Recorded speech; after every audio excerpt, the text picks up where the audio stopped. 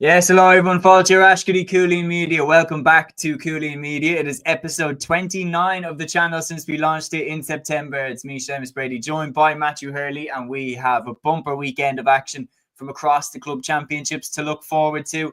Matthew, we were saying in the weekend preview show that there wasn't the same quantity of games, but my God, in terms of the heavyweight clashes, we had the All-Ireland Senior LGFA final between Kilkerrin, Clonberne and St. Ergn's Mullyglass, the All-Ireland Club Camogie Final between St. Finbarrs and Athenry.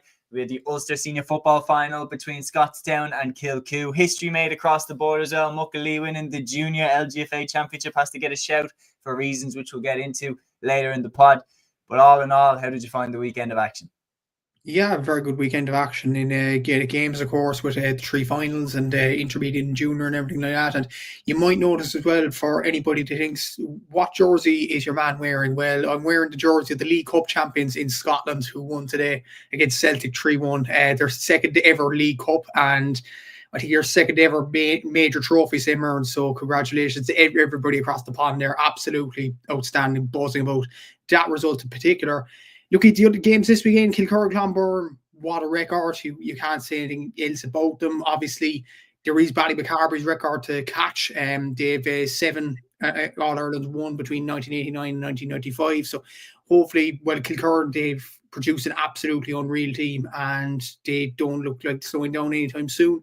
The Ulster final between Scotstown and Kilcoo, I think we said it in our private chat last night between ourselves and the group chat that Scotstown they played a more entertaining football than Kilcoo, so it was probably the right result in terms of that.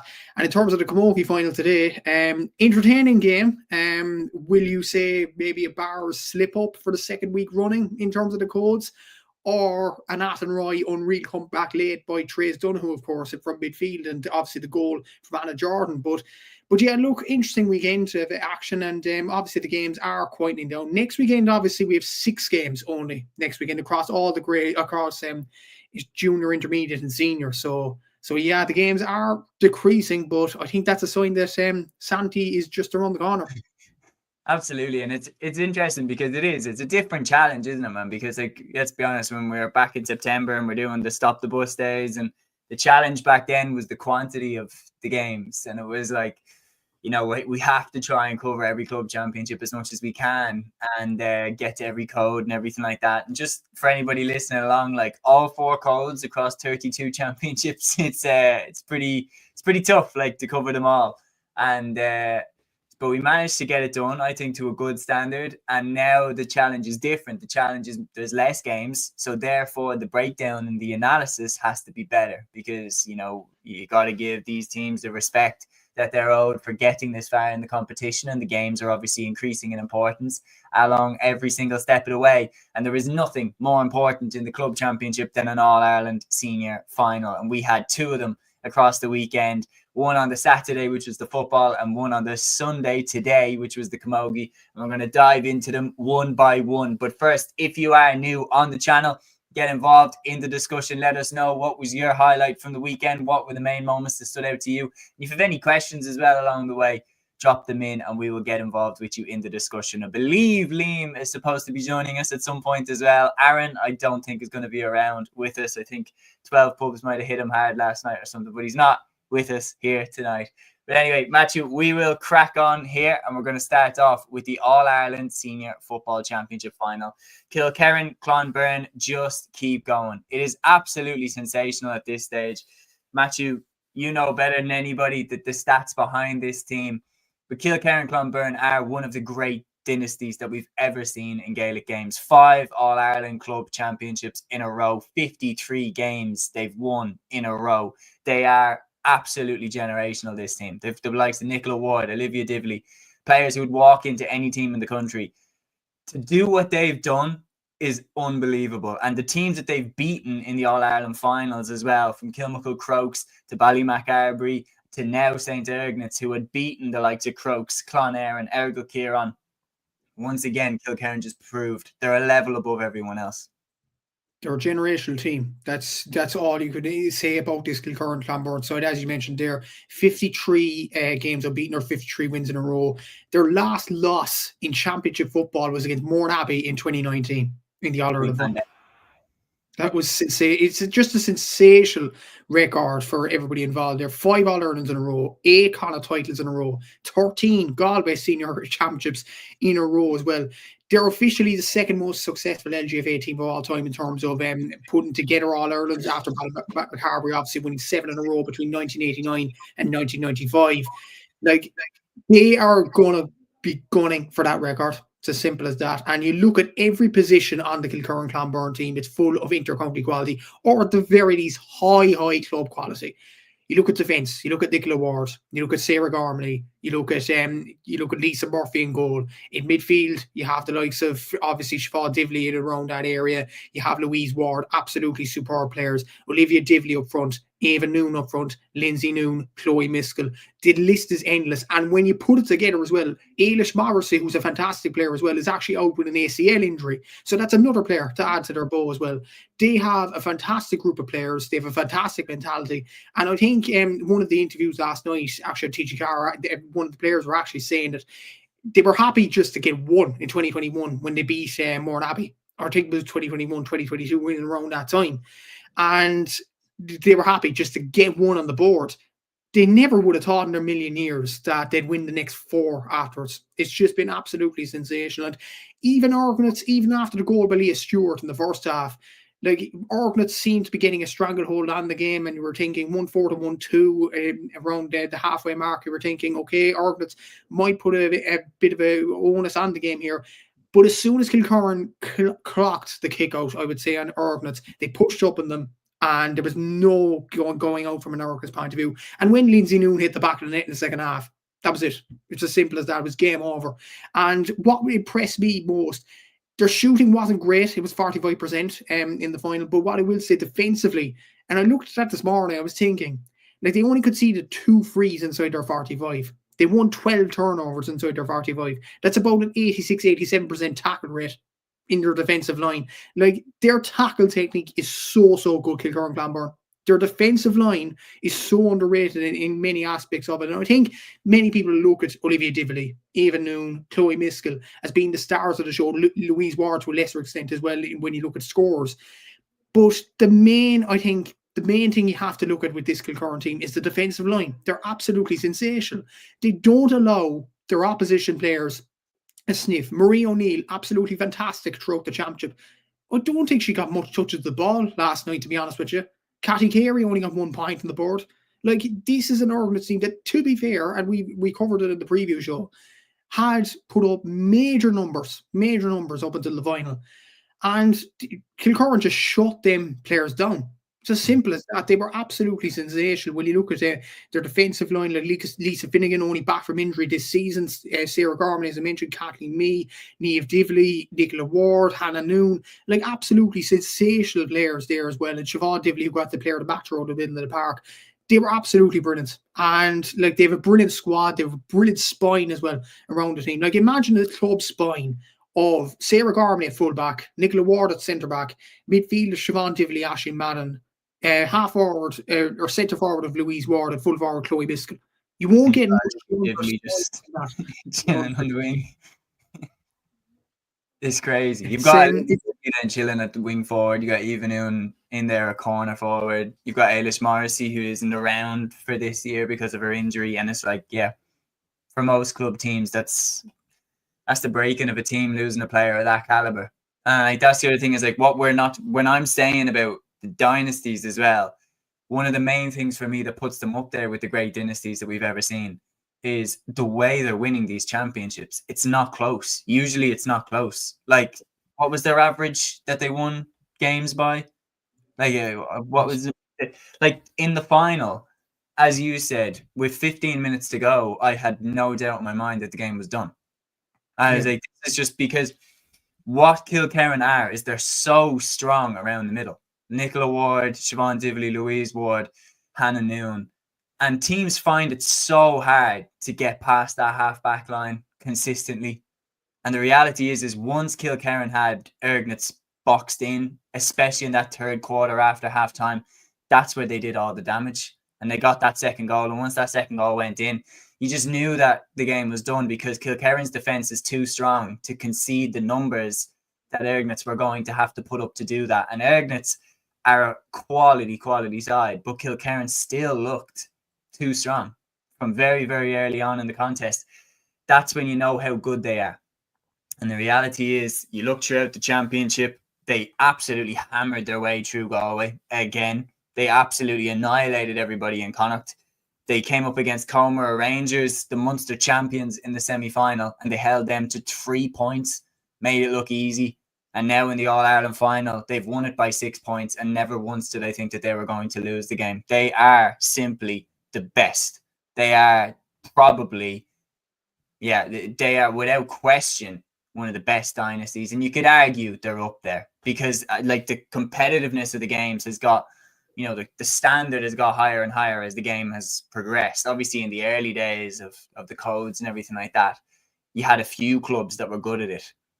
But the reality is like now, 50 years on from the founding of the LGFA, it's in every pocket of the country. And Kilkerrin, for some reason, something in the water around there that they're just better. I don't know what is going on, but what do you think? You mentioned about the defense, and I'm guessing you have the stats to boot. What, like when I'm saying there about how they seem to win easy, I'm guessing that's backed up by stats as well. It is because when you look at it, their average winning margin was 16 points up until the final. It was 315 to around 7 points. It was in and around that margin, and they only conceded goals in 2 games in the run up to the final. That was against Westport and obviously the Clare Galway game in the groups, the earlier round of the Galway Senior Championship. And obviously, when they conceded the goal through Leah Stewart, it was almost like it wasn't well worked already. Like when Orcas tried to work the ball, they just were in with a brick wall with Kilkerrin Clonberne, and there was no getting out of it. When they got the goal, it was a certain amount of luck. Cathy Carey hit the post, dropped out to Leah Stewart, and it hit the back of the net. And in some instances, that's maybe a square ball. So look, they got lucky with the goal. And what I would say, like when Orgnuts were rushing for a goal, when they needed a goal at the very end to try and make this game interesting, Kilkerrin just shut up shop so easily. And they got their matchups bang on, I would say. Like Marie O'Neill, quiet. Cathy Carey, quiet. I know Brona Devlin was a blame for Ornans, and that was a huge loss to them. I will say that. She did come on later on in the game, but she didn't start the game. I don't know, was that an injury or something like that, but that was a huge loss. Like other than Leah Stewart, there wasn't really anything for the Ornans team, but that's more of a credit to Kilkerrin Clonberne and how well they did defensively, how they shut down Ornans' main shooters, and as well as that, they don't concede much goal chances in the game. And what I mentioned is that there about their turnover rate compared to their free concession rate and things like that. Like they only conceded 2 frees inside their 45, 12 turnovers inside their 45. Like it is just like they tackled so well. Like and when the Organs players were coming into a dangerous area and a technical area, the Kilkerrin players knew what to do instantly. They just boxed them. And they were sensational at doing that all night last night. And even when things were a bit ropey, even when they were only 2 points up, when Orcas were trying to get probably a clutch in the game in many ways, they just stood up so tall, and they were absolutely sensational in its own right there. And they were absolutely brilliant last night. And who's to say they won't go for 6 or 7 in a row, like the Ballymac girls did in the 90s? Like it's sensational kind of record, and as well as that, their defensive line was so good last night. Their attack wasn't perfect, but so many other aspects of their game were just so good on Saturday evening. Yeah, they were absolutely perfect. There's no question about it. And the thing is that, as we're talking about with the dynasty, like they are showing no signs of slowing down when you bring up the stats and everything like that. And then you're talking as well about that they were missing a player like Ailish Morrissey. There's arguments that they could get even better, like when she returns to the side. Yeah, it's quite frightening. If there is somebody who can knock them off, is it a situation like Sarsfields where you think they're more likely to be caught early stages in the county? Because they are kind of similar to that when they get out of Galway, they just seem to know how to treat the season, how to manage out their energy, everything like that they know it's a marathon, not a sprint. And they seem fairly unstoppable. They remind me a lot of how Ballyhale Shamrocks used to be when they were at their peak, that whenever they got out of Kilkenny, that was like probably the harder championship. Then they get out into Leinster, manage out the first few Leinster games, and they have a few crunch ones, win Leinster, and then they're into the Final Four, and they kick on from there to an All-Ireland title. Kilkerrin have gone very, very similar. That they tend to have a game done by 45 minutes. Then they make the changes, see the game out, kick it into cruise control. And they're going to be hard to stop. I've often looked at Kilmacud and thought, do you know what? On a given day, I think Kilmacud have the players to beat them. They nearly beat them last year. And then you remember the semi-final, I think it was 2 years ago, where they played them in a country ground. And I think that one went to extra time. But I think since then, I think Kilkerrin have got better. And I actually think Kilmacud might have taken a back step, hence why they were nearly beaten in back-to-back finals in Dublin. And they have fallen to Ignitz when they had home advantage in the semi-final. So it's really, really difficult.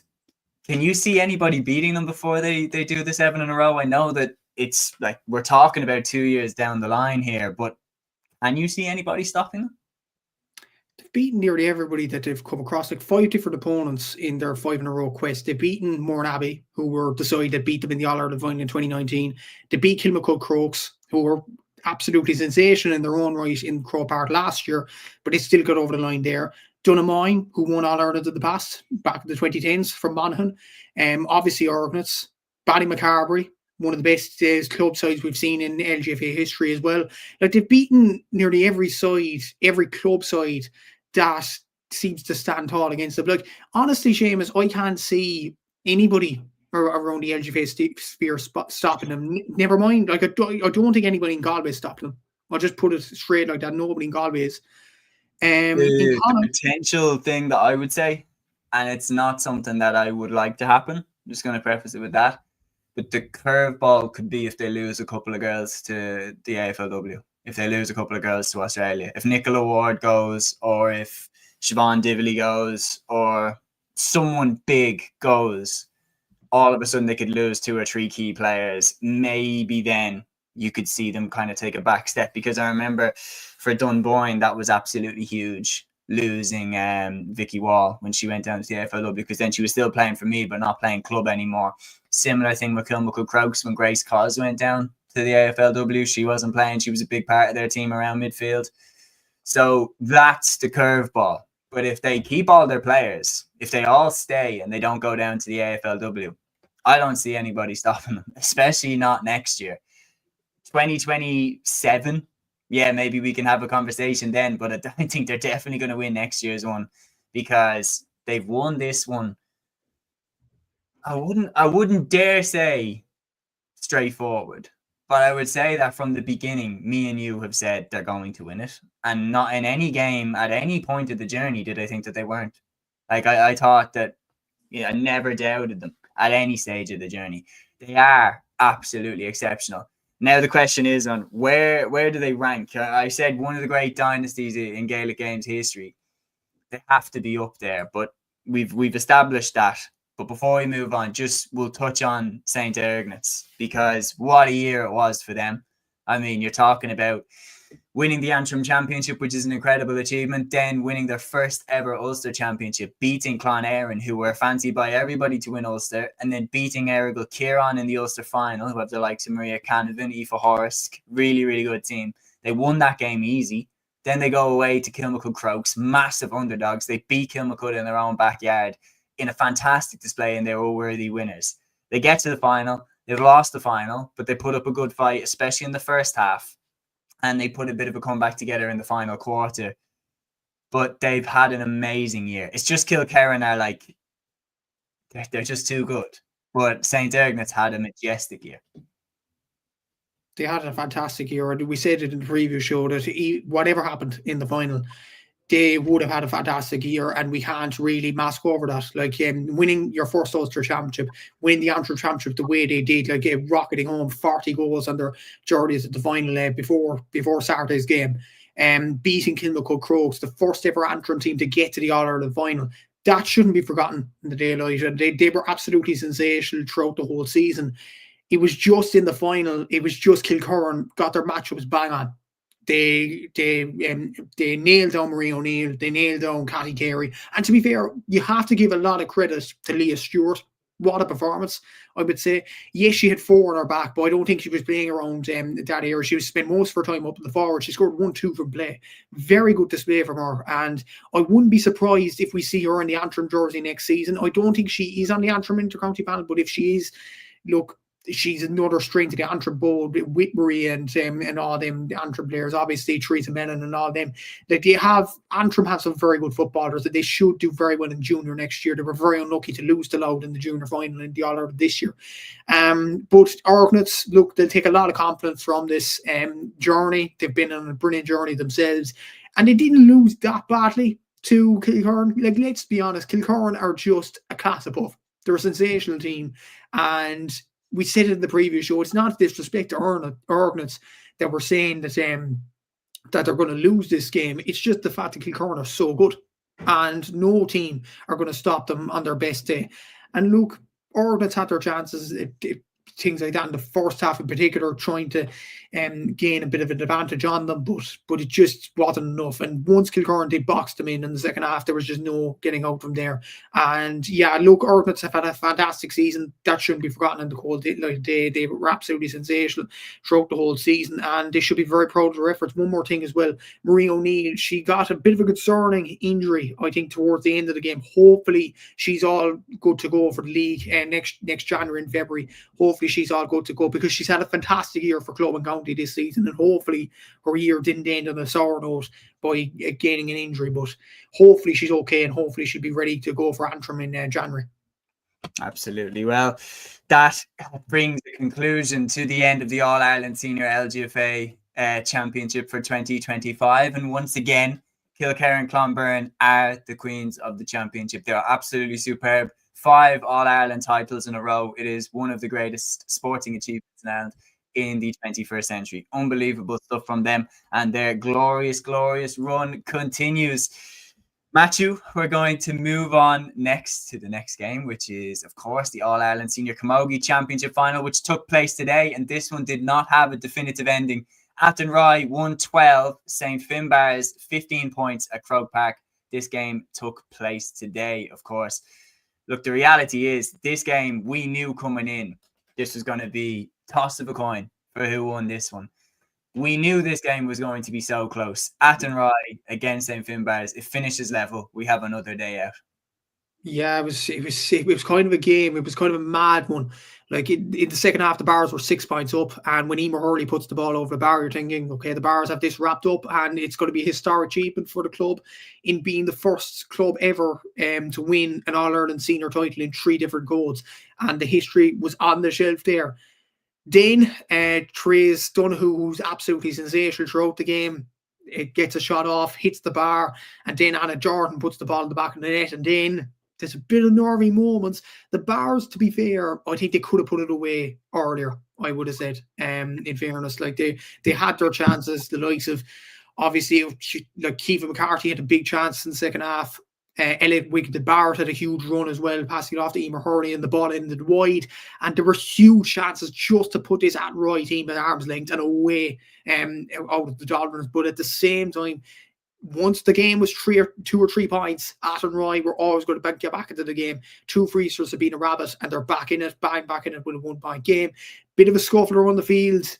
The Bars lose the ball, and then obviously Kayla Madden gets the equalising score, and we're going to another day. And I think Athenry will be absolutely delighted, because they came out of that game like they looked dead and buried with about 5 minutes to go in that game.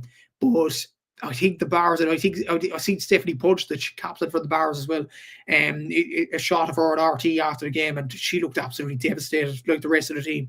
It was just a kick in the, I would say a kick in the face, really, for the Bars players. It was just absolutely, it was so I would say gut-wrenching from their point of view, because they had that game by the scruff of the palm of their hand, and they just let that game slip in there. But in fairness, Athenry, it was a brilliant comeback from them.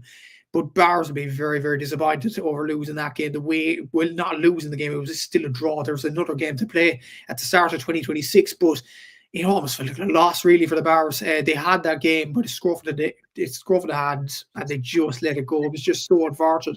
from their point of view. They shot so well up until the last few minutes. It was above 70%, 60%, and then a couple of wides, and it was just, it was just so hard for them to take, in fairness, to draw that game. Like, Attenroy will need to improve on a lot of things, I think, including their shooting and things like that. Particularly in the first half, it wasn't up to scratch. And at halftime, the Bars were 2 points up, and they were against the wind. What the Camogie pundits were saying on RT, in fairness to them.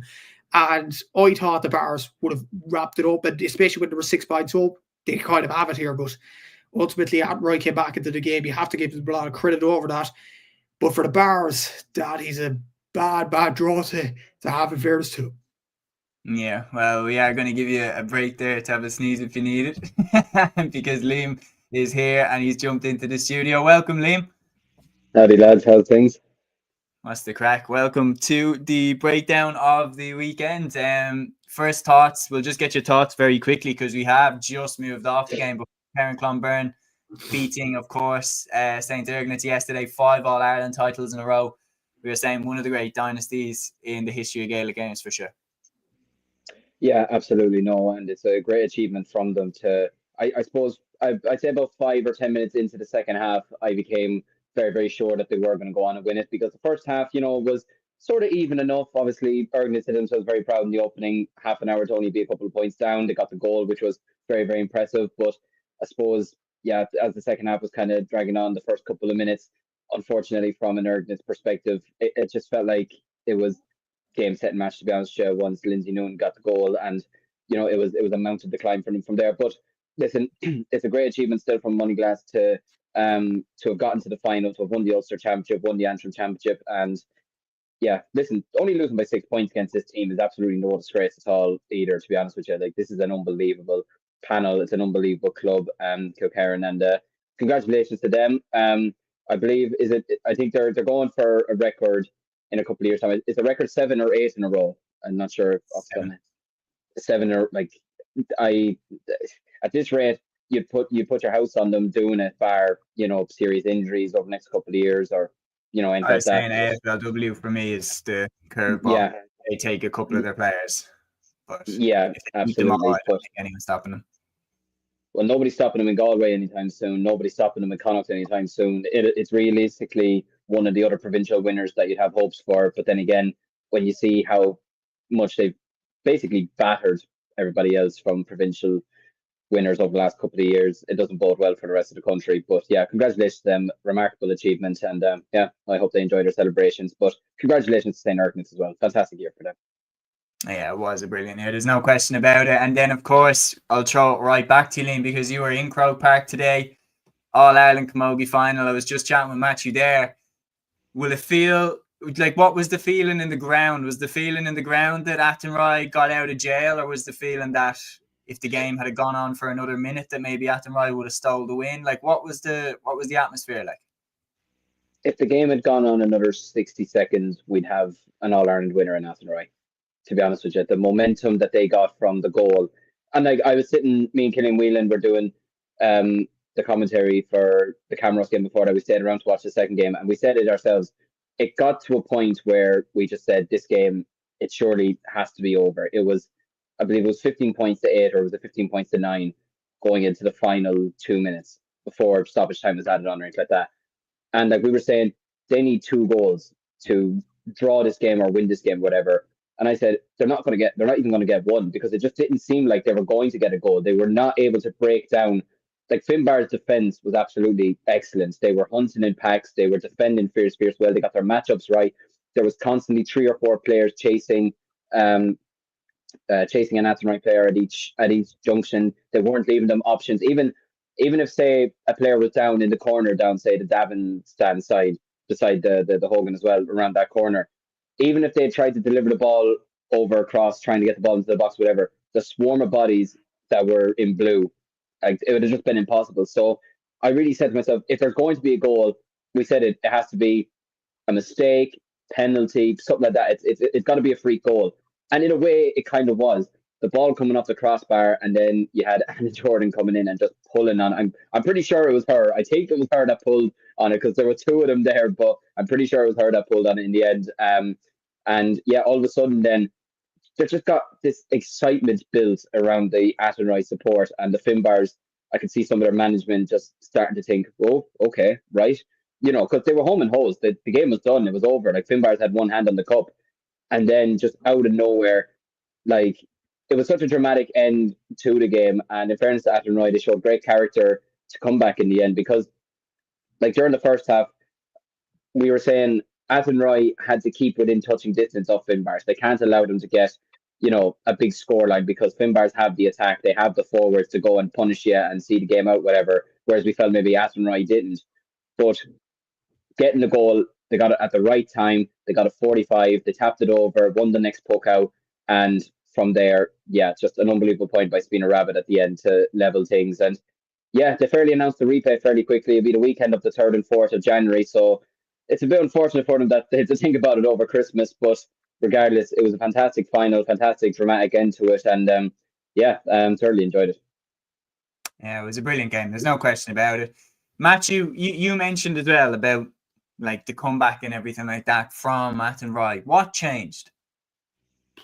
Jeez, I think it was genuinely the goal from Anna Jordan, to be honest with you, because like obviously Therese Donoghue made that run, and obviously she was the player that hit the bar with the shot, and then once a goal goes in like that. But I think honestly it did change when the goal went in, and Athenry got a bit more confidence under their belts when it did happen.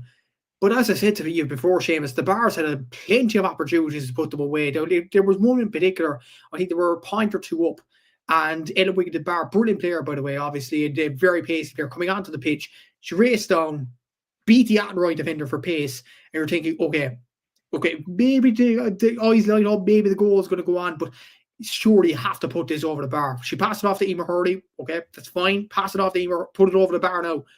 And then Emer gets, the Athenry defender gets a slight hook in it, and the ball goes wide, and you're thinking, wow, like this is the ultimate. Is bottle job a bad term, to be honest with you, lads? I don't know if I'd call it a bottle job because they still, the defending was still really solid at the end in terms of like, because Athenry went for a goal a few times and they still held firm. But I do agree with you. There was definitely, you could get a sense off Finbars that they were just slowly retreating closer and closer to their own goal and trying to shell up and protect what they had. Because all of a sudden, Athenry were winning everything. All of a sudden, every puck out, every breaking ball, Athenry were winning it. And you're watching, thinking from the other side, where the hell has this been from Athenry for 50 minutes? Like, why is it taking them so long to get to this level in the game? Because as you're right, Finbars looked to have the game wrapped up, but then what happened with the switch of the momentum and everything like that? Therese Donoghue, a lot of people know her as well as Therese Marr. What a legend, like, to still be doing the business. Like, she won All Ireland with Galway back in 2013. She was playing with Galway for a while before that as well. She's just one of those evergreen players that, like, it really is. Like, she's a perfect example of, like, class is permanent. Yeah, David, like, what I see during the week, I don't know, is this her age now? She's 43 or 44. Is she actually? 42, I think. I think she's 42. 42, and she's one of the best players on the pitch, without question. Like, genuinely, I was looking at her thinking, like, she could still do a job for Galway, 100%. Like, jeez, no question about it. Like, it would be, obviously, like, the commitment and everything like that. And, like, it became very obvious as well in the final few minutes who the county players were. Like, Dervla Higgins at 6, especially when the game was in the melting pot. She won a few turnovers there that were massive. You were mentioning about the opportunity, with Wiggins and Barrett. When she got through, Dervla Higgins was the one that got back and put the block in. I don't know if it was Ella herself that took the shot or did she lay it off to someone else, but it was Higgins that got back that got a block in. Like, just in the last couple of minutes, she was immense. Nothing got past her.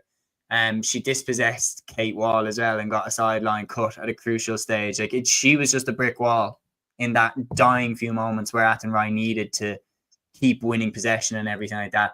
Then Therese Donoghue obviously had the county experience, and then they were trying to get the ball into the likes of Sabina Rabbit. Like, she was the obvious inside county star threat, and the Bars as well, like the Cahalans, everything like that. That's one thing that was clear in this game too.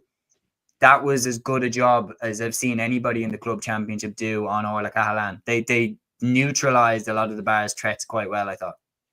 Yeah, it did. In fairness, yeah. I thought Orla Cahalan was quiet for most of the time, but in fairness, she played off some nice passes when she did get the ball, in fairness, and she still got 2 points. And she was well back out of the game by Dervla Higgins, so you have to give Orla a lot of credit for that. But that's a quiet game, then that's a good sign. What impressed me about the Bars, in fairness, was there are other players that stepped up, like not just Orla Cahalan, not just Kate Wall, all them. Nicole Olden, who scored 11 points in the runs up to the final, she got 3 points for play. And I thought she was a menace up front, especially in the first half, I thought. Kiva McCarthy was good at stage. I thought Kira Golden was absolutely excellent around the middle of the park as well. Saoirse McCartan was well neutralised as well, I thought. She only got 1 point from play. She got 6, but 5 of them coming from frees. I thought the defensive line were very good for the Bars, in fairness, up until obviously the last few moments. I thought Maeve Callahan was sensational at cutting out the danger. I thought Stephanie Punch, the captain of the Bars team, was very, very good corner back as well. So she got an amazing hook at a crucial stage on it was the Athenry centre forward, Kerry O'Driscoll. Yeah. But she was true, like goal on her mind, and she takes the swing off the left, and then amazing hook. To be fair to Kerry O'Driscoll as well, I thought she was excellent. To be fair, like herself and Kate Wall, in fairness to them, they were always a driving force. They were always trying to go forward with the ball and try and create something. Even though maybe some of the time it didn't come off the way they would have liked, but I thought she had a very good game today. To be fair to her, and was one of the driving forces in getting her side back into the game as well. Mm-hmm. Yeah, there was some excellent performances all over. I thought, to be fair, does it say something about Athenry? Would you be worried about them going to the replay, lads, that their best player, their overall best player, was Trace Dunn, an absolute legend of the game, with 42 years of age? Would that be a worry for Athenry going to the replay? No, I wouldn't say so personally. I think it's because it's the here and now. Maybe for the future, yeah, but for the here and now, Therese Donoghue is still going to be good to go for that replay. So, in fact, it's actually probably because she, at the start of the championship, she wasn't starting for them. So, what that game has clearly proven is she is absolutely still up to this standard. So, we can put her at midfield for the replay and give her the number 8 jersey this time and start her there from the beginning. I know that she started the game, but she started with number 19 on late inclusion. I'm thinking they're going with her next time because she was absolutely unbelievable. Always with a replay, lads, when a replay is on the horizon, the question replay is always the main question with a replay is always who has the bit between their teeth? Who has the initiative now? Which camp would you rather be in? I mean, I still have a feeling that the Bars have more to offer in their forward line and they should have won the game. But in terms of adrenaline, you'd probably prefer Athenry just simply for the fact that they came back at the end, and had that game gone on, like I said, another 60 seconds, potentially even 30 seconds or whatever, had the referee allowed one more puck out with one more play, then Athenry could easily have gone on and won the game in the end. But look, it's a tricky one. They have, just under a month now to get themselves prepared. The Bars can now go back and say, right, we dominated most of the game. It was just the final couple of minutes. We need to make sure now that the next time we go into the game, no matter what the scoreline is with a couple of minutes to go, we're still fully focused and we don't take our eye off the ball and we don't think about the cup until, the whistle is blown, whatever. But then from an Athenry perspective, you're thinking, if we can perform the way we did in the final 10 minutes over the course of the 60 minutes, then, again, they have a great opportunity. But yeah, look, I think from an actual team perspective, I still feel like I'd prefer to be in the Bars because I still feel like they have more to offer, both in the forward line. I think even still defensively today, up until the 59th minute, they'd only conceded 9 points, which is a very impressive feat in an All-Ireland final. But from an actual feeling like you want to go back out there again right now, I feel like probably Athenry, because a lot of them, the players were not celebrating, but they were all rejuvenated at the end because they got another day out. Whereas with the Bars, it felt like they were after losing it, So it'll tell a lot in the next couple of weeks, but it makes for a very, very interesting replay. It does. I suppose it does, but the thing is, the scheduling of the game is so important. If this game was a replay next week, you'd fancy Athenry to win it because you obviously, as Liam mentioned, the adrenaline is there and all that, and Athenry could get over the line because they were ecstatic afterwards and the Bars were devastated. The thing is, though, there's a Christmas break. There's a 2-weekend break now. So you would fancy, like, it, and let's be honest, like, the All-Ireland final is not going to be at the forefront of the players' minds now. It's going to be spending Christmas with their families. Yeah. For now. And then it's All-Ireland final, adrenaline kicking in and all that. Because then, like, the original game is forgotten about. So when taking all that into account, you probably say the Bars maybe because of their attack, the more they can offer defensively as well and things like that. Athenry need Trace Donoghue to perform at the same level again, but I think the Bars will be more clocked next time. They will say we need to put like a speedster on Trace Donoghue just to keep up with her and keep up with her skills or whatever, and neutralise her involvement in the game. The thing is, Athenry have shown their cards a small bit with neutralising Orla Callahan's threat.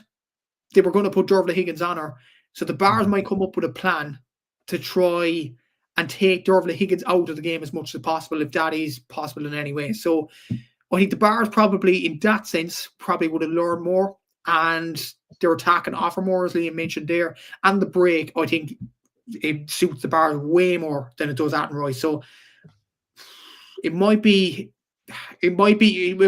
terribly, but I do think the Bars might have the edge when it comes to the replay. I think the one thing is like the two of them, like the Bars can go back and go, do you know what? We had that game in the palm of our hands and we threw it away. And then if I'm in the Athenry camp, I'm going, here, we drew when we didn't play well for 50 minutes. Like, we drew when we were off the pace for the majority of the game, yet we still managed to get another day. So both of them can take something from this game, but going into a replay, you just never know, man. You never know who's going to have learned more about the opposition, everything like that. The one thing I will say is, as the game was going down to the final whistle, I was thinking you'd be sick, though, if you were Athenry and you'd beaten Sarsfields, you'd beaten Dixborough, the last two All-Ireland champions. You kick out probably two of the biggest heavyweights in the championship when it all begins. And then if you fall at the final hurdle by a point, it must be the biggest heartbreak ever. So part of me is happy that they got a second day out, and it's going to be one hell of a clash between these two because, again, toss a coin. Like, they're so evenly matched, and we'd be a brave man to put a lot of money on a winner.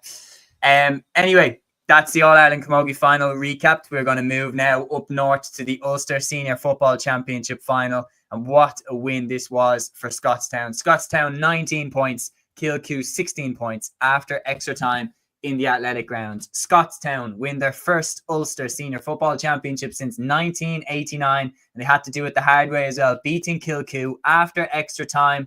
I have to say, when Kilcoo equalised with the last minute, questionable as well about how much time was added on. I did think have Scotstown just thrown this away. But for the second game in a row, they did similar against Newbridge, threw away a big lead, and then managed to get the job done anyway. For players like Darren Hughes, Kieran Hughes, Rory Began, who are just soldiers who've been around the block with Monaghan and their club for years, I'm delighted to see them get over the line in this one. Yeah, absolutely. And turns out me and Aaron got our prediction right, so we're delighted about that as well. Finally, a prediction of mine came true, thankfully. But yeah, look, I'm delighted for Scotstown, to be fair. They play some really nice football, have a lot of really nice players as well.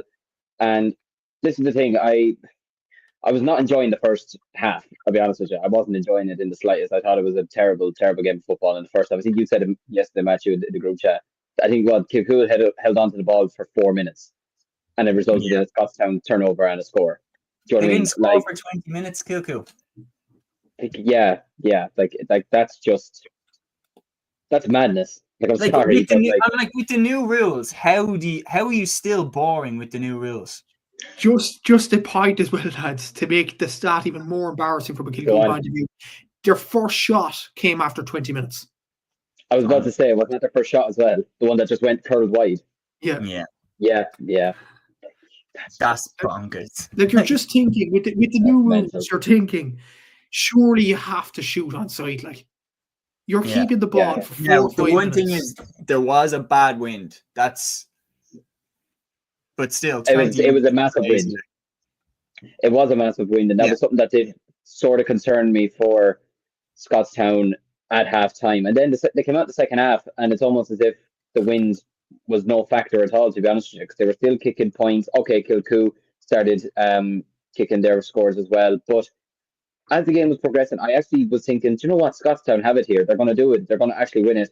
And then in typical Scotstown fashion, they decide to try and make things interesting, for neutral perspective. But yeah, look, I mean, I think one thing, first of all, Rory Beggan.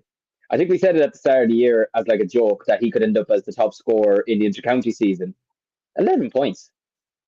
Like, I'm sorry now, when do you see a goalkeeper scoring 11 points? 2-pointer rule, place balls or not, 11 points from a goalkeeper is absolutely insane.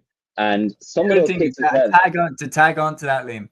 Beggan's the first goalkeeper I've seen where Beggan scores 2 points or something in a game, and I genuinely hear people being like, "Oh, they held Beggan to 2 points." I'm like, he's the goalkeeper. How has he got so good that people are talking about? Oh, well, they held Beggan to X amount, like, but 11 points in the provincial final. Talk about, Clutch. when it's time to turn up. Like, he turned up. He did, and some of those kicks as well, and especially at this time of the year, like, they weren't simple either. They were long, long ways out. And there was even another one I believe he took from about 60, 65 yards out in the middle of the park as well, near the stand. That was, as it was coming down, I was thinking, no, if he does this, then that's ridiculous. That's outrageous. Like that he should be going to the NFL, to be honest with you, or he should be playing in the Premier League or something. But no, he was sensational. And even seeing the celebration at the end after extra time, the absolute raw emotion of him jumping. It was like, you see Shane Lowry jumping when he retained the Masters, just the jump. Like, it's what brings out the emotion in winning a provincial championship for your club. It was absolutely beautiful to see, and like men in tears, basically. It was, but look, great credit still to Kilcoo. They fought their way back. They dragged it to extra time. And listen, with the likes of Paul Devlin especially, put in a huge, huge shift all across the game, but it just wasn't to be. And look, they might have their regrets, but I think overall, over the 60 minutes and definitely over the 80 minutes, I think they'll have to sit there and say, we were second best today. Apologies, boys. I have to grab my charger. Matthew, wheel for a minute. Yeah, he was I suppose from the game's point of view, like the scores from play actually were, what was it? 7 points to Kilcoo, 8 points to Scotstown. I think Colin Parkinson put this tweet up as well, that after 36 minutes or something, Stephen Sherlock scored 16 points individually between Kilcoo and Scotstown. They scored 9 points, something like that. Jesus Christ, that's outrageous. Look, it was a great end and all that. I'm delighted for Scotstown winning their first Ulster championship in 36 years, but at the same time, Liam, you have to say, under the new rules, this wasn't a great watch, was it? Like, No. The Camogie today, it was good. Like, the LGFA was good at points as well between Ornitz and Kilkerrin, Clonberne. This just wasn't a good watch at all. And I will say, look, I think either side aren't that great. Scotstown, the thing is, like, they've got away with murder in many ways twice in a row against Newbridge and Kilcoo. It was a brilliant win for them. But at the same time, wow, it wasn't a great watch at all. And look, I think if Bridget's performance at her utmost best, I think Bridget's do beat this Scotstown team, because I didn't think Scotstown were that great. It's just Kilcoo were very, very bad for a substantial amount of time, and Scotstown let them back into the game. I was just discussing with Liam there, Seamus, to score, what was it, 8 points from play to Scotstown, 7 points from play to Kilcoo. I think Colin Parkinson tweeted as well that Stephen Sherlock scored 16 points individually after 36 minutes. Between Kilcoo and Scotstown, it was 9 points. Yeah. Well, I remember at halftime as well, I was like, look, the win definitely was rough, but like, to go in at halftime having only scored 1 point, I was like, what on earth is going on in that dressing room? Like, and you were that, like, the other thing as well is that 1 point, that saved them from, I would say, quite a bit of embarrassment, because if that doesn't go over, you know that's doing the rounds at halftime. You know that's getting articles written about it. Kilcoo failed to score in the first half of the Ulster final. Like, and people would be like, what on earth is going on here? Watching the game, they were so slow in their build-up that Scotstown were just able to defend against them Like, there was no pace in the Kilcoo move. I get it in terms of the wind and everything like that when you're taking the shot on, but you can still move the ball quick. You can still pass it quick. They were so slow in terms of how they attacked. They constantly let Scotstown set up. And Scotstown were able to get themselves into that brilliant position. But again, lads, their Achilles heel, when are they going to pay for this? They threw the game away. Like, they were really, really lucky that, you know, they then got another run at extra time. Because imagine if there was, I don't know, imagine if that was a 2-pointer kick or something like that. Imagine if they took that shot from further out and stole it in. Scotstown would only have themselves to blame because they were in a great position to win. And going into the game against St. Bridget's, that semi-final, okay, it's a perfect place to be. You know, McCaig, the manager, David McCaig, he can go in and be like, we're in an All-Ireland semi-final and we still have some stuff to work on. We still have to make sure that Achilles heel of, you know, taking our eye off the ball, that we don't let it come back to bite us in this game. Now, a lot of debate as well was over how much time the referee added on at the end of the game. Now, again, I said this on the pod back when my pod was called Play on GA. Matthew, me and you did that video 3 years ago, and I was calling at the time for a hooter. We introduced the hooter. And guess what? We haven't had a lot of problems with the hooter at all. And that, again, was a glaring example of a problem with the timekeeping. And I know for a fact, if Kilcoo had won that game, that debate about the timekeeping of the referee coming towards full time would be everywhere today. Probably would be, yeah. Yeah. There's no question about it. No, it's a tricky situation. And I heard, I don't know, is this true about the league next year, the Inter-County, that they're scrapping the once the hooter goes, like they're saying once the hooter goes, the game is over. I actually think the way it was actually fine. Yeah. Once the hooter goes, one last play. I think that was fine. No, that's what it needs to be. They've got. Yeah. Are they actually doing that? That's what I've heard anyway. Okay, my first reaction to that is that's a ticking time bomb.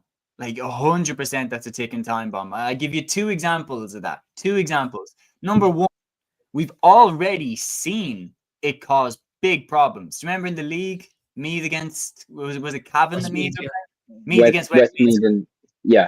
Westmeath, and Meath scored a goal on the hooter, and there was a load of debate about was the ball kicked before the hooter or after the hooter? Should that goal have stood?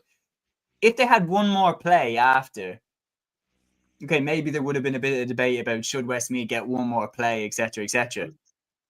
But that's not as bad as having that situation. That's your warning shot. Imagine if that's in an All-Ireland final or an All-Ireland semi-final. And on top of that, the second example I'll give is when Kildare played Clare in the All-Ireland Intermediate LGFA final a couple of years ago. So the LGFA do that the minute the hooter goes, the game's over. But Clare took a shot for goal. Kildare were leading. Kildare won the game. But Clare had one more attack. They floated the ball up. It broke to one of the Clare forwards. On the hooter, she took the shot. Like, I mean, literally as the hooter went, she's kicking it. And the ball flew and struck a Kildare defender.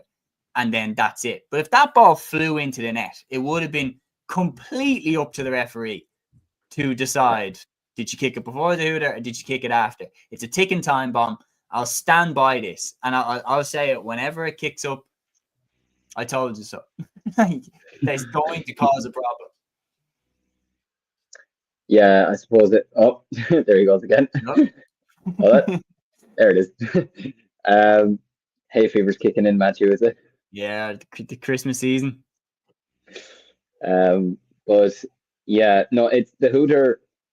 Like you said there, it becomes a problem when there is something absolutely massive on the line, like an All-Ireland semi-final, All-Ireland final, or even to a degree, maybe to a less degree, a league final or something like that, because it's still silverware at the end of the day.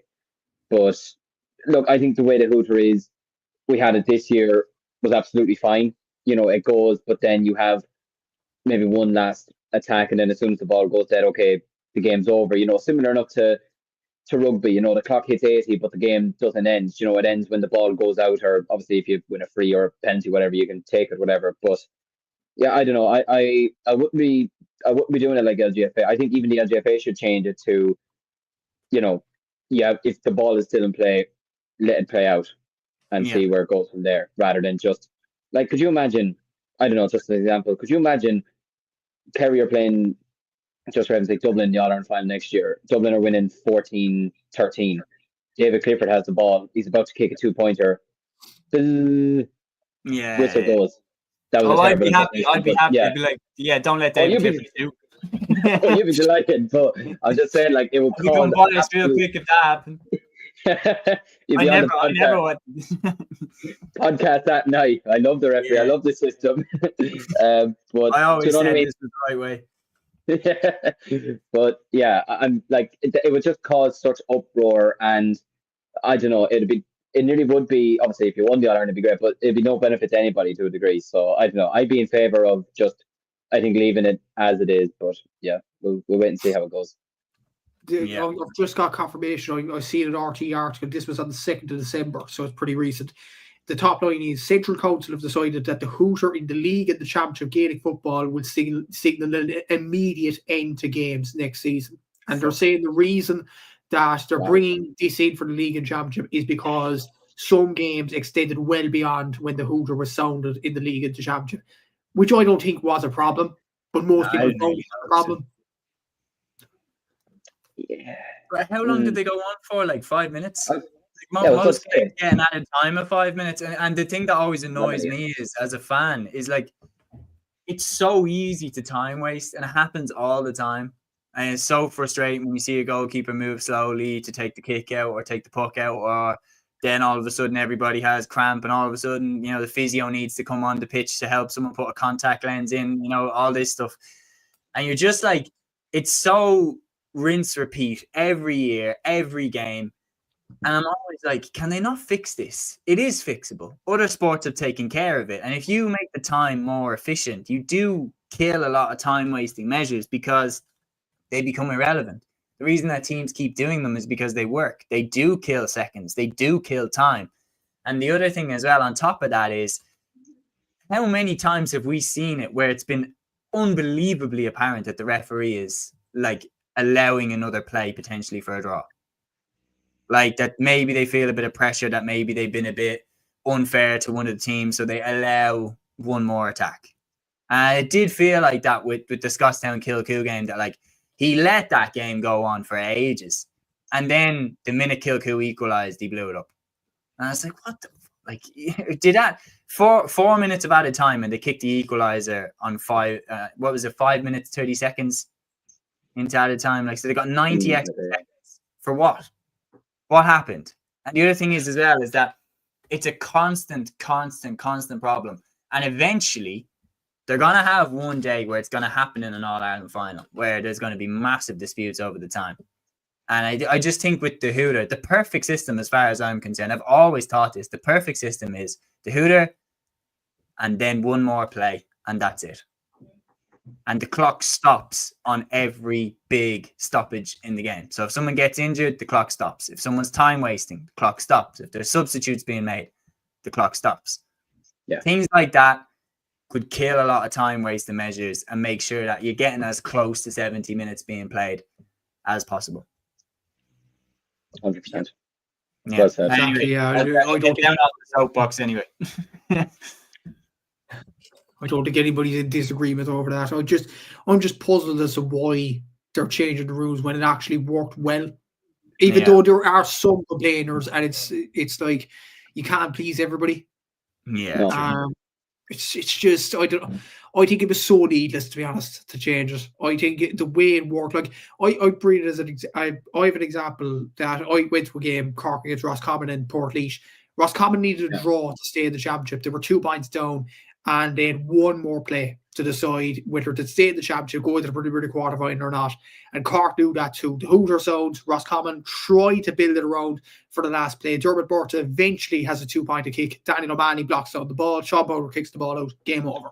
Yeah. I think that was a good end to the game. But when you think about it, if if this system is implemented, the current system was implemented for that game, then Roscommon could have rushed a shot.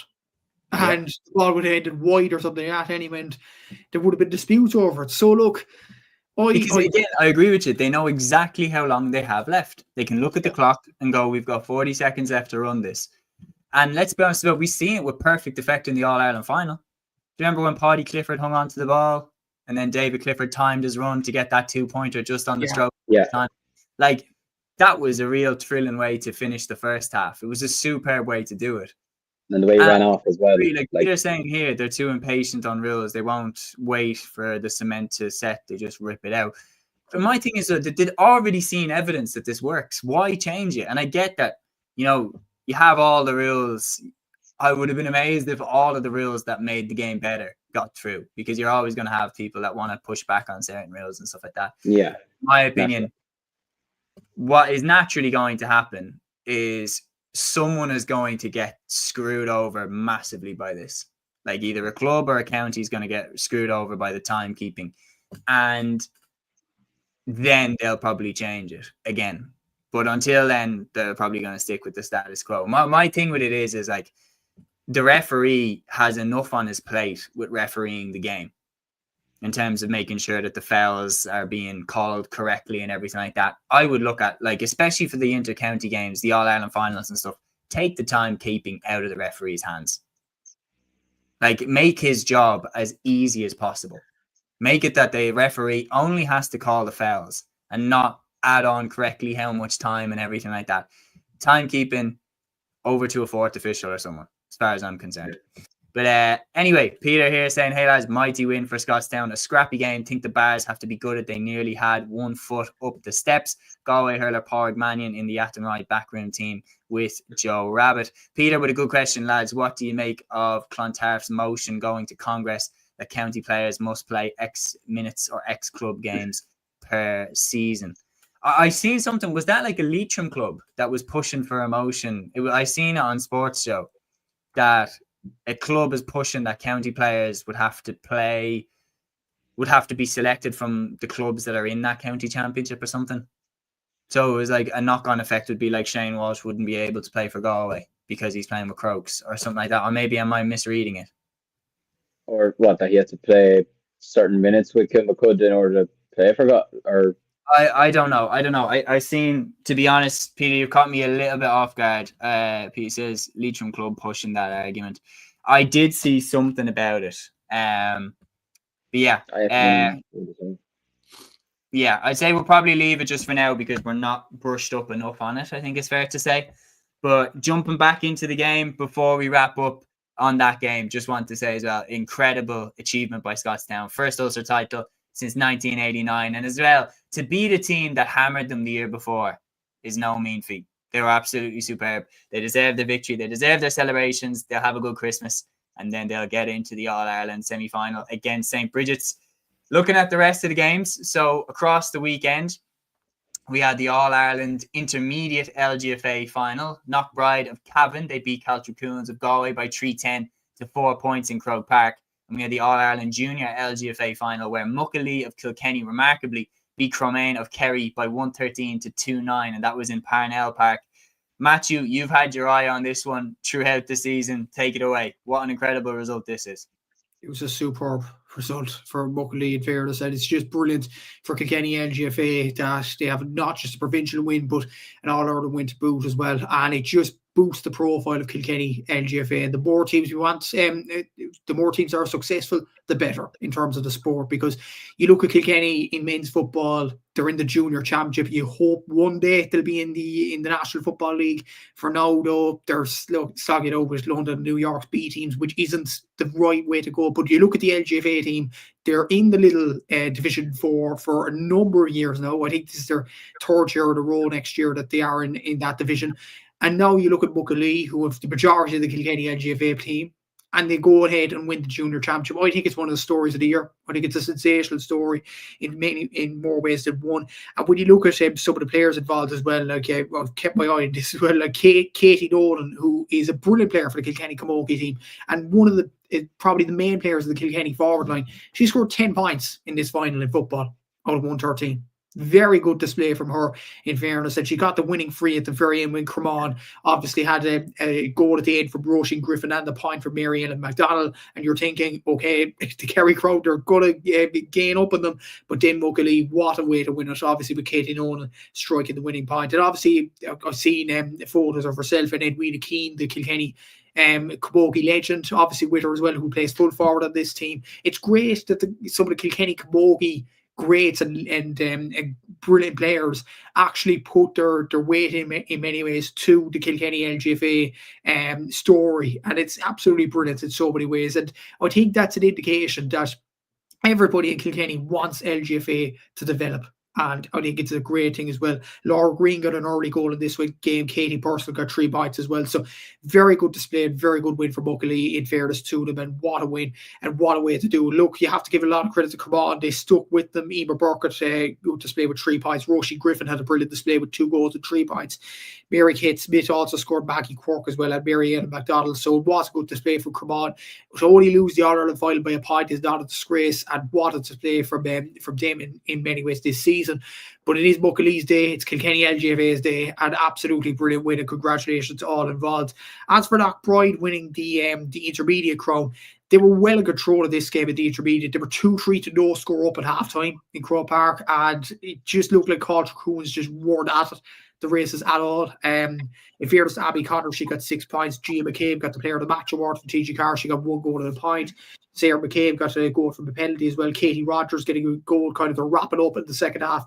Very good display. Look, Sarah New deserves a lot of credit for Culture. She got 3 points out of their possible 4. But look, I think it's a brilliant win for Knockbride, and the stories coming out of that is brilliant as well. I think a main story out of this, Rebecca Davey, actually a sister of Lindsay Davey, the Dublin legendary LGFA player. They're actually, for I don't know how she ended up in Cavan and playing for Knockbride, but there you go. It's just a brilliant story in many ways. And she could say to Lindsay that, look, Lindsay can have her All-Ireland inter-county medals, that's fine. I have the club medal. So look, that's the main thing out of that. And look, congratulations to Rebecca Davey, and congratulations to everybody in Knockbride and everybody in Cavan LGFA for winning the crowds. And congratulations to Knockbride, to Kilkerrin, Clonberne who won the senior, and especially to Muckalee in the junior. Absolutely, and big shout to Knockbride and to Muckalee for their respective successes. Liam, I'm throwing this one to you next because you were in the commentary for this one. First, big shout to Brigini Oga of Antrim, who beat St. Dominic's of Roscommon by 1-8 to 1-5 in the All-Ireland Junior Camogie Final. That one took place in Dunamore Ashburn. But the All-Ireland Intermediate Camogie Final took place in Croke Park in Liam. You were commentating on this one. Cam Ross of Laois beating Ballincollig of Cork by 114 to 110. Yeah, and it was a strange sort of a game. It was very much a game of 2 halves, to be honest with you, because going into the game, like Ballincollig are a team that are starting to come on the up again. They have a lot of young players in their team as well. And I suppose the feeling was Camross maybe, not that they didn't have to do much to win it, but I feel like maybe they had a sense of, okay, we can win this game maybe comfortably enough, but it was far from it. Ballincollig put up a huge battle. I mean, Hannigan, a corner forward, I believe she's 16, I think, or 17 years of age.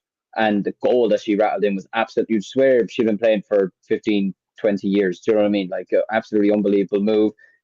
Goulding at full forward as well. Like, she was just an unbelievable presence in the full forward line in the first half.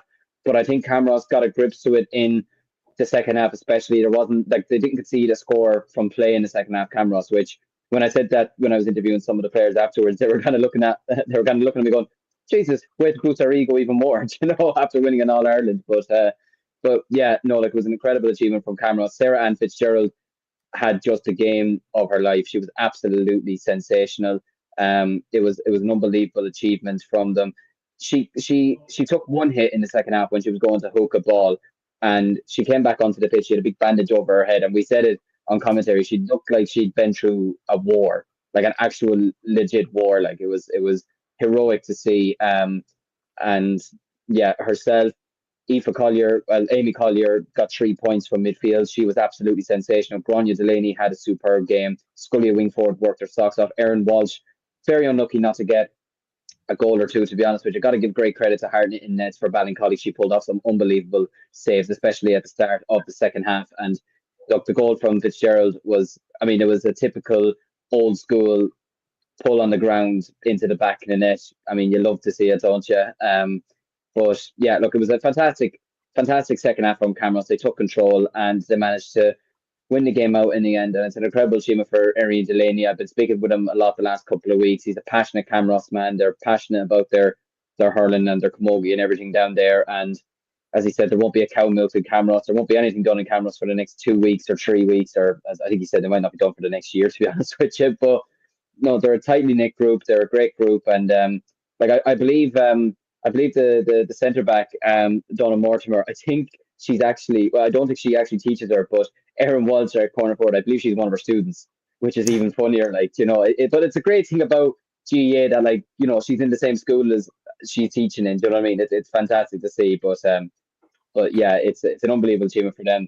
And commiserations to Ballincollig, though. They're a great team. They put in a great effort. Their manager after the game was full of praise for them. It was Kevin O'Brien, I think his name was, who we spoke to afterwards. He was full of praise for his side and said, listen, we'll be back again next year. But yeah, it's a great performance from Camross. And there was a Cuddy playing at wing back. I saw one of the comments there. There was a Cuddy playing at wing back, a very famous name down in the Camross side of the world. But yeah, congratulations to Camross, commiserations to Ballincollig, but they'll be definitely back again potentially next year. Just a question there, Liam. Sarah Ann Fitzgerald, absolutely brilliant today, by the way, but she's the Leach LGFA player, is she? Yeah, she's won multiple All-Irelands at LGFA level and Camogie level, whatever. She's one of the best dual players to ever play for Leach. She had a terrible injury this year that ruled her out. I believe it was her ACL. I remember interviewing her before their All-Ireland final against Tyrone earlier this year, and I was down in Camross last Saturday. I got invited down to the Poets Cottage to interview some of the players or whatever, and I met her and I just said, how's your leg now? And she just looks at me and goes, it better be right for next week. You know, but no, she's a great character, and they're all great characters down there. They're a lovely bunch, and I'm actually genuinely delighted for them. You know, they seem like really, really nice people, and yeah, no, she's a credit to herself. She put in a huge shift, and she was a real leader for them, especially in that second half. And yeah, no, it's fantastic for Fitzgerald as well. One of the best dual players to ever come out of Leash. Yeah, no doubt about it. Massive congratulations to all involved. And before we wrap up, going to give a massive shout as well, Peter. I know you're a happy man too. Kildare clubs winning the football championships at intermediate level and at junior level. Salins of Kildare winning at intermediate. Grange Noblin of Kildare winning at junior level. Incredible results. Massive congratulations to all involved. But that brings another end to our latest episode here, episode 29 of Cúilín Media. Massive congratulations to Kilkerrin, Clonberne, to Scotstown for winning Ulster, Kilkerrin making a 5 in a row as well. The Camogie Final, they'll have to do it all again. And massive congratulations to any club who achieved national success across the weekend. That is it from us for another episode here. We will see you on Thursday for another weekend preview show. But until then, Follow your instinct, baby. Follow your instinct.